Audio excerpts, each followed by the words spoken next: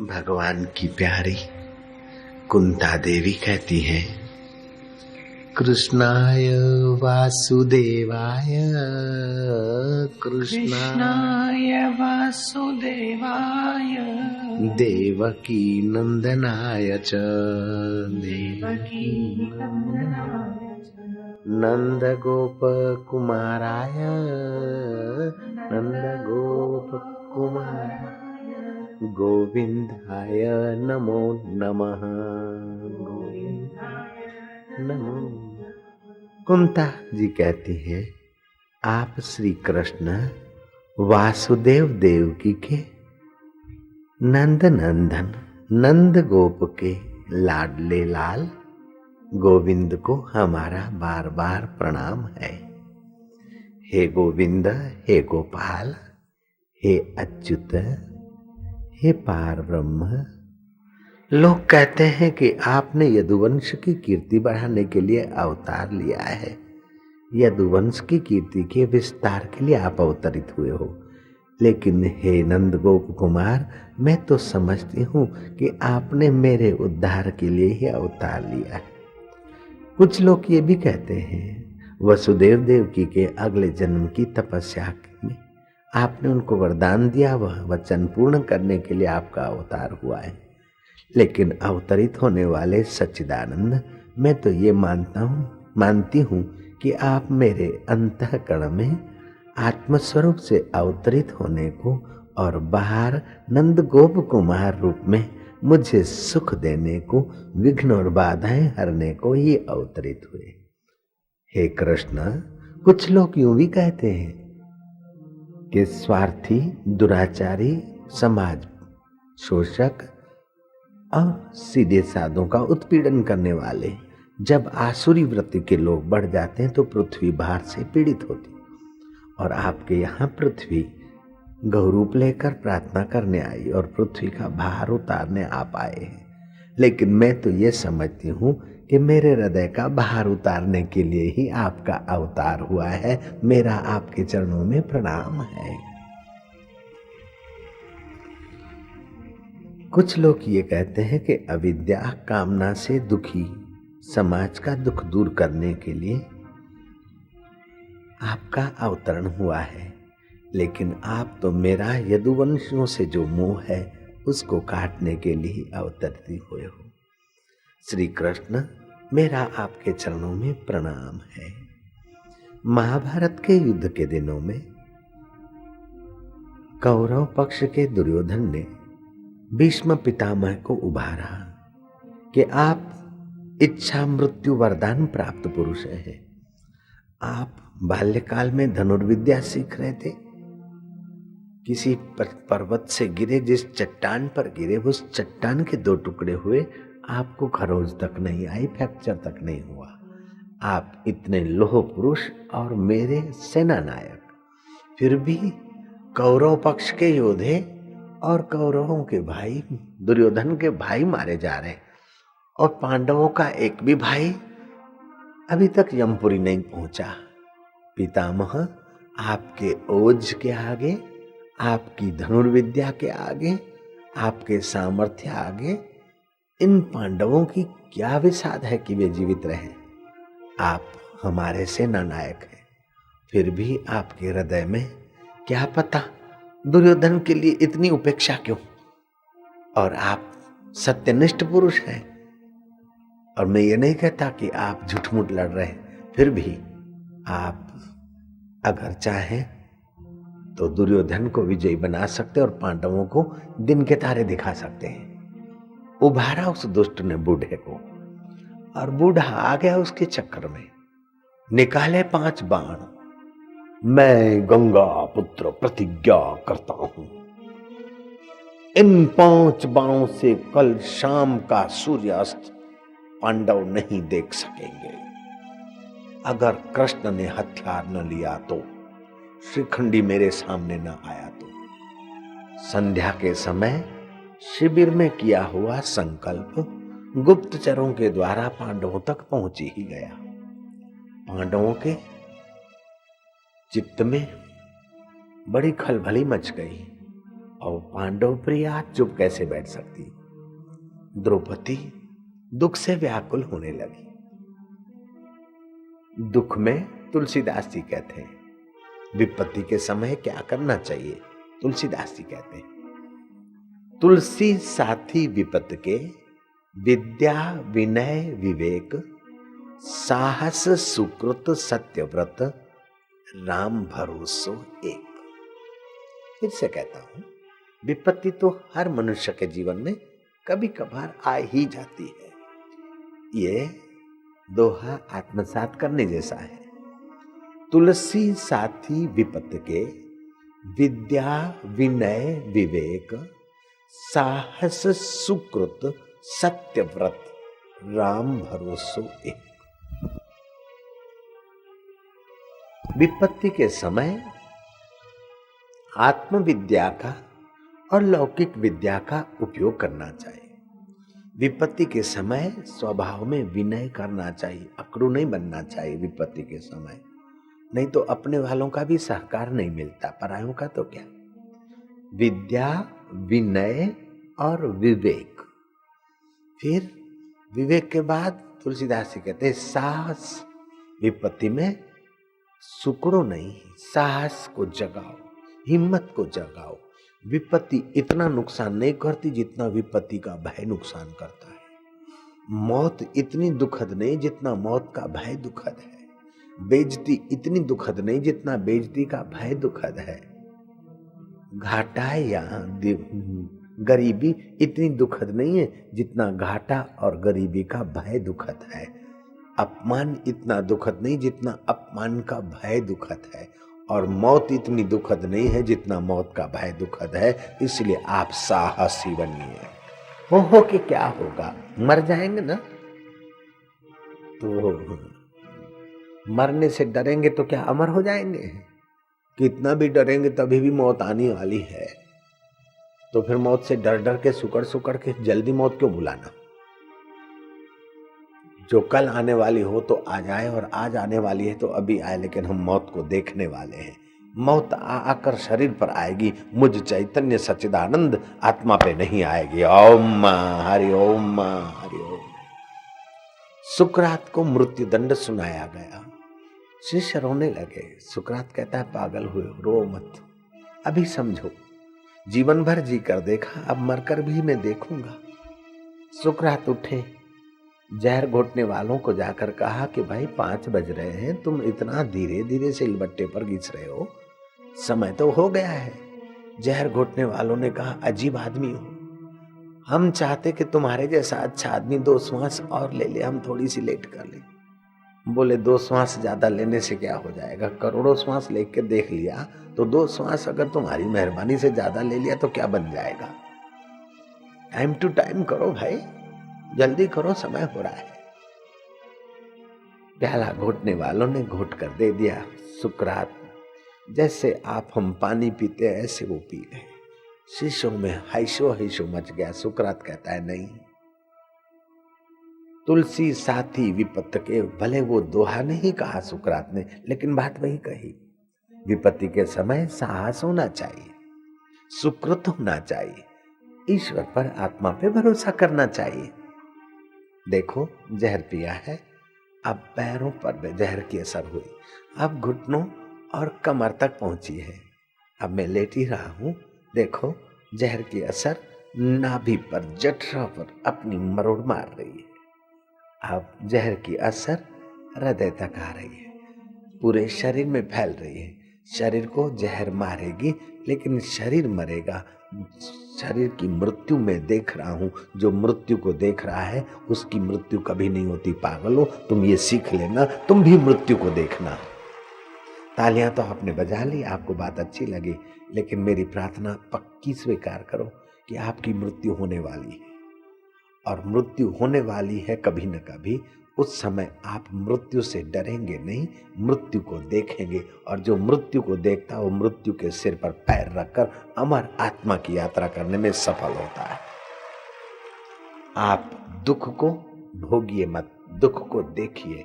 दुख मन में आता है, पीड़ा शरीर में आती है, राग और द्वेष बुद्धि में आता है, भूख और प्यास प्राणों को लगती है। काला और गोरा चमड़ा होता है, मोटा और पतला चर्बी होता है, ठिंगना और लंबा और नाटा हड्डियों का ढांचा होता है। लेकिन तुम अमर आत्मा हो। साहस करके अपने आत्म भाव को जगाए रखना, बरकरार रखना। तुलसी साथी विपत के, विद्या विनय विवेक, साहस सुकृत सत्य व्रत, राम भरोसो एक। द्रौपदी विवल हो गई। पांडवों के चित्त में भी थोड़ी खलबली तो मचती है।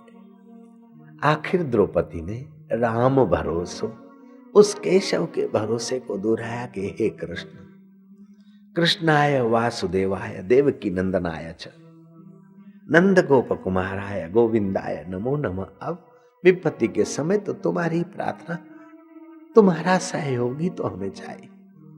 पुकारा और श्री कृष्ण मुस्कुराते हुए सामने आ रहे। द्रौपदी कहती, केशव केशव, तुम्हें पता है भीष्म ने प्रतिज्ञा कर ली है, तुम्हें पता है 5 बाण उठाकर उन 5 बाणों से 5 पांडवों को कल युद्ध के मैदान में स्वर्ग भेज देंगे। तुमने वो प्रतिज्ञा सुनी है? पितामह की प्रतिज्ञा है। कृष्ण ठाका मार के हंसते के, द्रौपदी इतना क्यों घबराती है, इतना क्यों डरती है? सुनिए।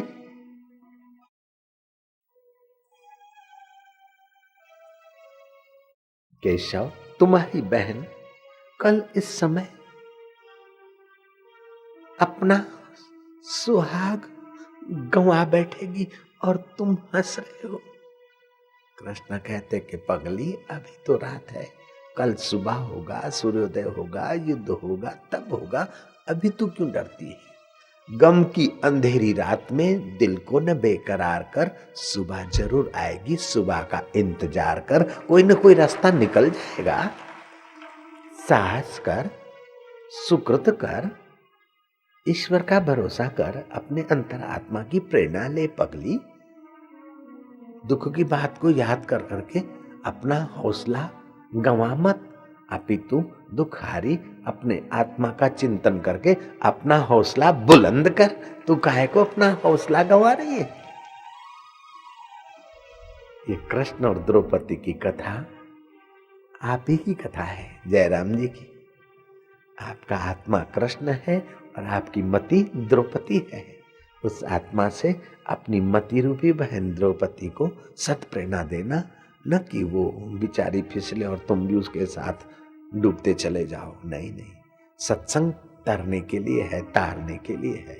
दुखों के सिर पर पैर रखने के लिए सत्संग है, सुखों को बांटने के लिए, दुखों के सिर पर पैर रखने के लिए और अपने परमात्मा स्वभाव को जगाने के लिए सत्संग है। उठो सोने वाले, जगाने वाला आ गया। सत्संग जगाने के लिए आए। तुलसीदास जी कहते हैं, मोह निशा सब सोवन हारा, देखे ही स्वप्ने अनेक प्रकारा। हम लोग मोह की निशा में सो रहे, वास्तव में जो हम नहीं है उस शरीर को हम मैं मानते हैं, और वास्तव में जो हमारा नहीं है उसको हम हमारा मानते हैं। वास्तव में जो हम हैं वो अपने आप का हमारा वियोग नहीं होता है। लोग बोलते त्याग दिया, त्याग दिया, किसका त्याग? जो तुम्हारा नहीं है उसका तुमने क्या त्याग किया? जयराम जी की, जो तुम्हारा नहीं है उसका वो तो सदा त्याज्य है, और जो तुम वास्तविक में हो, तुम्हारा वास्तविक में, उसका तुम त्याग नहीं कर सकते हो। केवल बेवकूफी से जिसको मेरा मान लिया है उसका ही त्याग करना पड़ता है। वास्तव में त्याग क्या है? जयराम जी बोलना पड़ेगा। ये तत्व ज्ञान की, दर्शन शास्त्र की ऊंची अनुभव की बात है। जो तुम्हारा नहीं उसको तुमने क्या त्यागा, और जो तुम्हारा वास्तव में है उसको तुम कभी त्याग नहीं सकते हो। लेकिन बेवकूफी से जिसको तुमने मेरा माना है उसी को ही त्यागना पड़ता है, समझकर। अगर समझ के नहीं त्यागोगे तो प्रकृति थप्पड़ मारकर त्याग करवा देगी। तो समझ के त्याग दो, बस तुम्हारे हाथ की बात है। शरीर तुम्हारा नहीं है, तुम्हारा होता तो तुम्हारे कहने में चलता। तुम नहीं चाहते छपड़ा सफेद हो जाए, लेकिन हो जाता है ना। तुम नहीं चाहते हो कि झुर्रियां पड़ जाती है। तुम नहीं चाहते हो बूढ़ा हो जाए, हो जाता है। तुम नहीं चाहते हो मर जाए, मर जाता है। तुमने मान रखा है मैं हूं, खाली मान्यता का ही तो त्याग करना है। जो तुम्हारा नहीं है उसको तो तुम्हें त्यागना ही नहीं है, और जो तुम्हारा वास्तव में है वो तो तुम्हारा कोई छीन नहीं सकता। और जो तुमने बेवकूफी से तुम्हारे मन ने मान रखा है वो टिकेगा नहीं। जो टिकेगा नहीं उसको अभी से नहीं मान लो बस। अब तो जयराम जी बोलना पड़ेगा भाई। द्रौपदी चिंता न करो, सुबह आएगी तब ना। हाँ, साहस, सुकृत और अंतरात्मा की प्रेरणा का भरोसा लो। देखो द्रौपदी, एक युक्ति है। दुर्योधन की पत्नी रोज सुबह उस बूढ़े को प्रणाम करने जाती है और वो होलसेल में आशीर्वाद देते हैं। आज सुबह तू जाएगी, वो प्रणाम करने पहुंचे उसके कुछ क्षण पहले तुम पहुंच जाना और प्रणाम करना। और प्रणाम करते समय अपनी चूड़ियों की झनकार कर देना ताकि उसको पता चले कि प्रणाम हो रहा है। फिर वो बोलेगा अखंड सौभाग्यवती भव, और तू बोलना पितामह तुम्हारा प्रभात कालीन संकल्प सत्य हो, आपके मुंह में घी शक्कर। लेकिन कल रात के संकल्प का क्या होगा, बस इतना तू करना। बाकी की भूमिका मैं अपने आप स्टीयरिंग में संभाल लूंगा, डोंट वरी। ये मैंने मिलाया डोंट वरी जयराम जी की। अभी निश्चिंत होकर आराम कर। द्रौपदी, पांडव आराम करते हैं, लेकिन आज की रात का आराम इतना तगड़ा नहीं।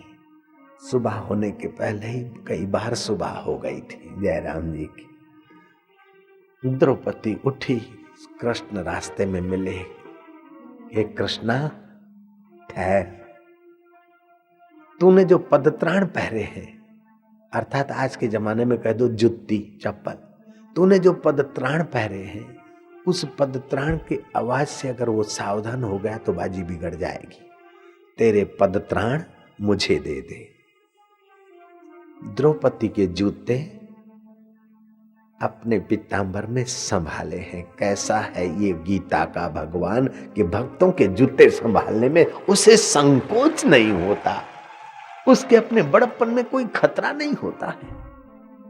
आज तो लोग न जाने कितनी उधारी डिग्रियां लेकर, उधारा बड़प्पन लेकर कार्ड छपा छपा के घूमते, और संतों के पास भी अपना परिचय देने वाले दो चमचों को आगे धर देते और अपना बड़प्पन दिखाते। लेकिन तुम्हारा जो उधारा बड़प्पन है उसकी संत की निगाह में कोई वैल्यू नहीं। तुम्हारा असली बड़प्पन संत जानते कि तुम परमात्मा के सनातन सत्य हो। उस असली बड़प्पन को दबाने की बेवकूफी क्यों करते हो संतों के पास? ये फलाने उद्योगपति, ये फलाने समाज के आगे वाले, फलाने हैं ढींगड़े, ये तुम्हारे छोटे छोटे टट्टू पूछड़े संत को इम्प्रेस क्या करेंगे? संत तो तुम्हारी महिमा जानता है कि तुम ईश्वर के अमृत पुत्र हो, उससे बढ़कर तुम्हारे टाइटलों की कोई कीमत नहीं जानता है जयराम जी की। और मुझे जहां तक अनुभव है, जितने भी बड़े लोग आते हैं खाली आते हैं और गरीबों का लाया हुआ प्रसाद लेके चले जाते हैं, और जितने मिडिल क्लास के लोग आते हैं भरे हाथ आते हैं, प्रसाद दे जाते और थोड़ा ले जाते हैं जयराम जी की। तो मैं फिर उन बड़े लोगों से ज्यादा उम्मीद भी नहीं रख सकता हूँ जयराम जी की। विवेकानंद कहा करते थे कि जितने भी दिखने में बड़े बड़े लोग हैं वे तो शोभा के गांठिए हैं और धर्म की यश का फायदा उठाने के लिए ही धपक पड़ते हैं। बाकी तो मध्यम क्लास के लोग ही धर्म की सेवा करते हैं और धर्म का लाभ लेते हैं। कहलाने वाले बड़े तो खाली दिखावटी होते हैं जयराम जी, बोलना पड़ेगा। ये विवेकानंद का अनुभव बिल्कुल मेरा अनुभव उनकी बराबरी का ही है जयराम जी की। मैंने देखा जितने भी बड़े लोग हैं बस ठीक है, अच्छा है, बड़े लोग, थैंक्स, धन्यवाद, लो प्रसाद, अच्छा है, आप बहुत बड़े, वाह भाई वाह, हम कर देते हैं। लेकिन हमें वो बड़पन का परिचय देने वाले लोगों से उतना आनंद नहीं आता जितना सहज स्वभाव में आकर मिलते उन लोगों से मुझे आनंद आता। बापू ये इनकम टैक्स कमिश्नर है। मैं कहा वाह भाई वाह। बापू ये फलाने, मैं कहा वाह भाई ठीक है, लो प्रसाद। फिर बोलता हूँ अच्छा आप निकल जाओ, क्योंकि आप बड़े आदमी हैं, बड़ा काम होगा आप ये, यहाँ तो हम लोग बैठेंगे आराम से। जयराम जी बोलना पड़ेगा, नारायण हरि नारायण। ये बाहर के बड़े पूंछड़े बेचारों को आराम से सत्संग में भी नहीं बैठने देते। कैसा बड़प्पन है ये। बड़े में बड़ा जो ईश्वर है, उसके ईश्वर के सत्संग में नहीं बैठने देता है बड़प्पन। ये बड़प्पन किस काम का। खैर फिर भी उनको मुबारक है, बड़े लोगों से भी हमारा विरोध नहीं है। जयराम जी की हमारा किसी से कोई विरोध नहीं है। सत्संग में सत्य बात कहना हमारा कर्तव्य है। नारायण हरि नारायण हरि। श्री कृष्ण ने जुत्ती संभाल ली। कृष्ण को अपना बड़पन का खो जाने का डर नहीं है। आज हमारे पास कोई सुख सुविधा या कोई पद आ जाता है तो बिना ड्राइवर के हमारे हौसले गायब हो जाते हैं। अरे ड्राइवर नहीं आए तो खुद चला लो, नौकरानी नहीं आए तो खुद बर्तन मांज लो, धोबण नहीं आए, धोबी नहीं आए तो खुद कपड़े धो डालो। क्या बड़ी बात है। आज तो वॉशिंग मशीन खराब हो गई, वॉशिंग मशीन खराब हो गई, या नौकरानी नहीं आए, लेकिन तेरी खोपड़ी या नियत खराब क्यों हो। तू अपने शरीर से थोड़ा काम करके घर का काम टनाटन कर मैया। नियत खराब मत कर, खोपड़ी खराब मत कर। नारायण हरि। मैंने पहले दिन कहा था कि मैं भगवान की कथा तो करूंगा, लेकिन तुम्हारी कथा किए बिना नहीं रहूंगा। जयराम जी ये तुम्हारी कथा है। पद त्राण संभाले हैं उसके शव ने, और द्रौपदी गई। द्रौपदी प्रणाम करके चूड़ियां हिला दी। पितामह कहते हैं अखंड सौभाग्यवती भव। द्रौपदी कहती है पितामह तुम्हारा वचन सत्य हो। लेकिन कल शाम 5 पांडवों को स्वर्ग पहुंचाने का संकल्प किया था, उस संकल्प का और इस संकल्प का विरोधाभास हो रहा है पितामह। मैं तो चाहूंगी कि आपका प्रभातकालीन वचन सत्य हो। बोले अरे द्रौपदी, कृष्णा तू इस समय इस प्रभात को आज यहां कैसे? सच बता तुझे भेजने वाला कहां छुपा है? सच बता तुझे ये सिखाने वाला कहां छुपा है? इतने में कृष्ण मंद मंद मुस्कुराते आए। बोले पितामह, बोले केशव तुमने क्या कर दिया? अगर मैं पांडवों को मारता हूं तभी भी मेरी प्रतिज्ञा प्रभात वाली झूठी होती है। अगर प्रभात की प्रतिज्ञा सत्य करता हूं तो कल शाम की प्रतिज्ञा मेरी मिट्टी में मिलती है। केशव मुझे मिट्टी में मिला दो तो मैं सहन कर लूंगा, लेकिन मेरे वचन को मिट्टी में न मिलने दो। केशव मेरे वचन की रक्षा करो, मेरी प्रतिज्ञा की रक्षा करो। देखो भक्तों के भक्त क्या करते हैं। केशव कहते हैं कि हाँ पितामह आप चिंता न करो। आपने प्रतिज्ञा में शर्त रखा था कि कृष्ण ने हथियार न लिए तो, और मैंने प्रतिज्ञा की थी कि मैं हथियार नहीं उठाऊंगा, लेकिन मैं अपनी प्रतिज्ञा झूठी कर लेता हूं। तुम्हारी प्रतिज्ञा सत्य करने के लिए मैं हथियार उठा लूंगा, और क्या है। जैन धर्म अहिंसा की प्रधानता से चलता है, बौद्ध धर्म में करुणा की प्रधानता है, इस्लाम धर्म में यकीन की प्रधानता है, ईसाई धर्म में प्रेयर की प्रधानता है, लेकिन सनातन धर्म में यकीन माना श्रद्धा भी है, अहिंसा भी है, प्रार्थना भी है, करुणा भी है।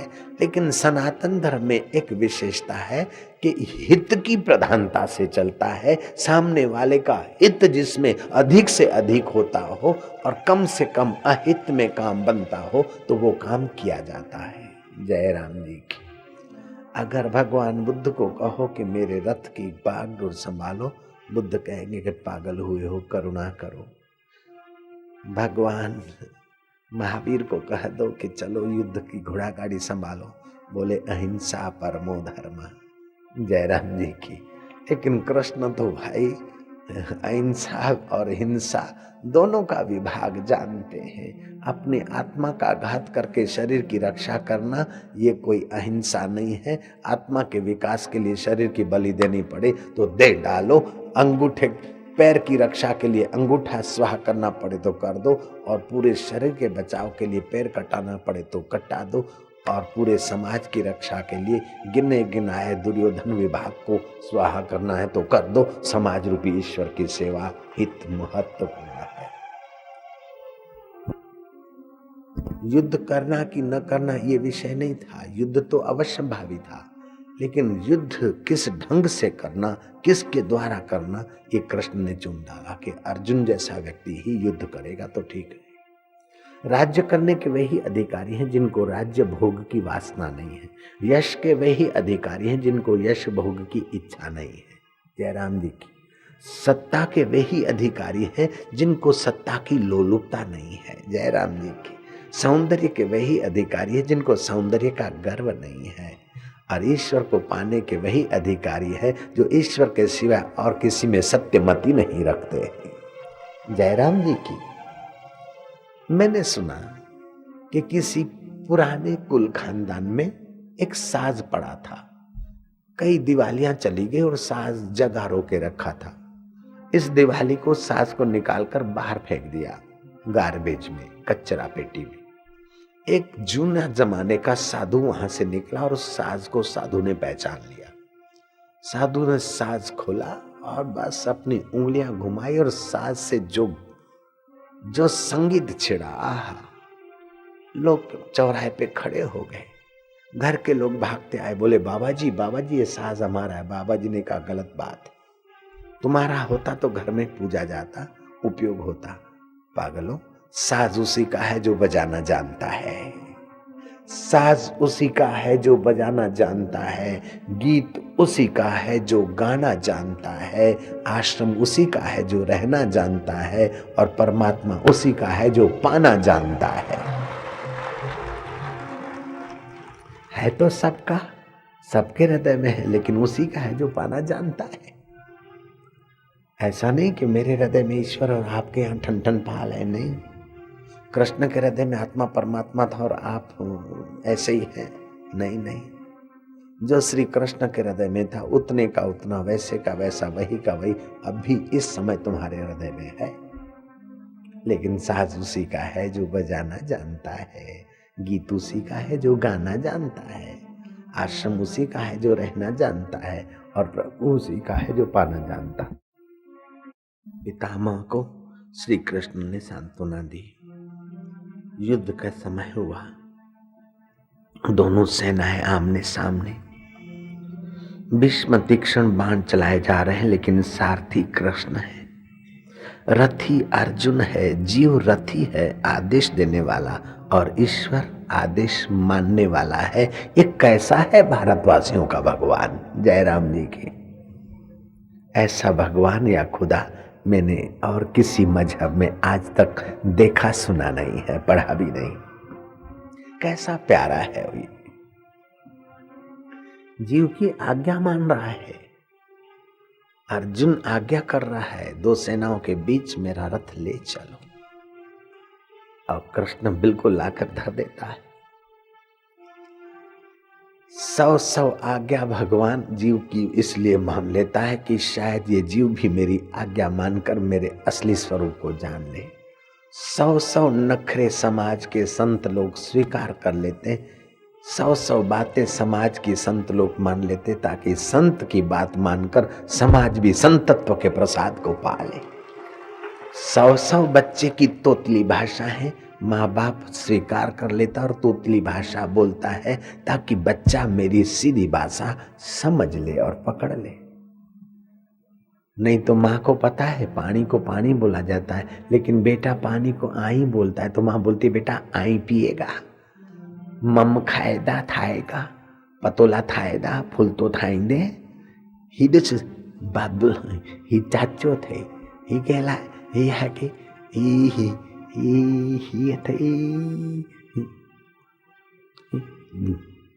तातो, तुझो तातो, अब काका को ताता बोल रही माँ, क्योंकि बच्चा ताता की भाषा समझता है। ऐसे जीव जो भाषा समझता है और साधक जो भाषा समझते हैं, संत और भगवान वही भाषा हमारे हित के लिए बोलकर देर सवेर हमें जगाने के लिए प्रयत्न करते हैं।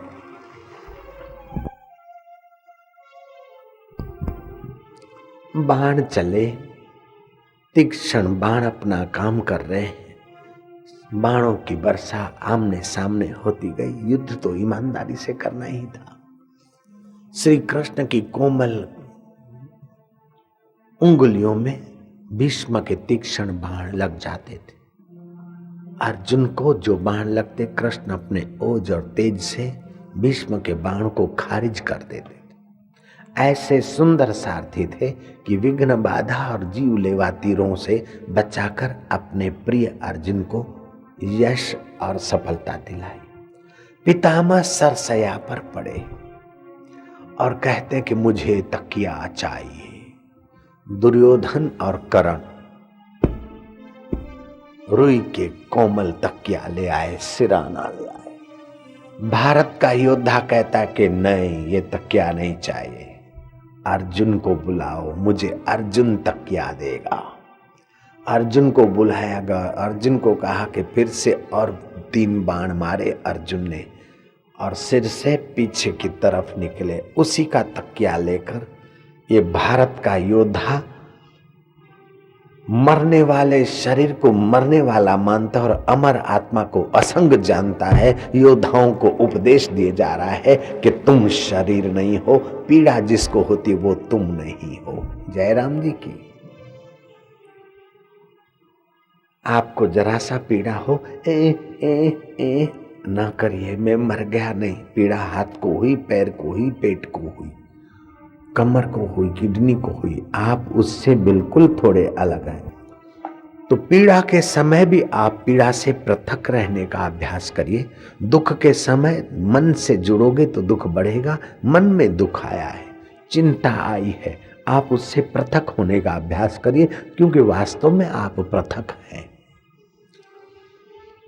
पांडवों को यह राज्य करने के लिए श्री कृष्ण ने प्रेरणा की। युद्ध में विजयी हुए हो। पांडव राज्य काज करते हैं। एक दिन युधिष्ठिर श्री कृष्ण के यहाँ गए।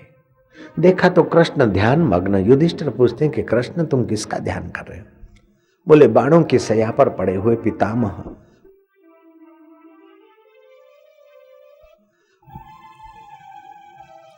मेरे ध्यान में मग्न है, मुझे याद करें, इसलिए मैं उनको याद कर रहा हूं। आप मकान को याद करो, मकान आपको याद नहीं करेगा। आप गहनों को याद करो, गहने आपको याद नहीं करेंगे।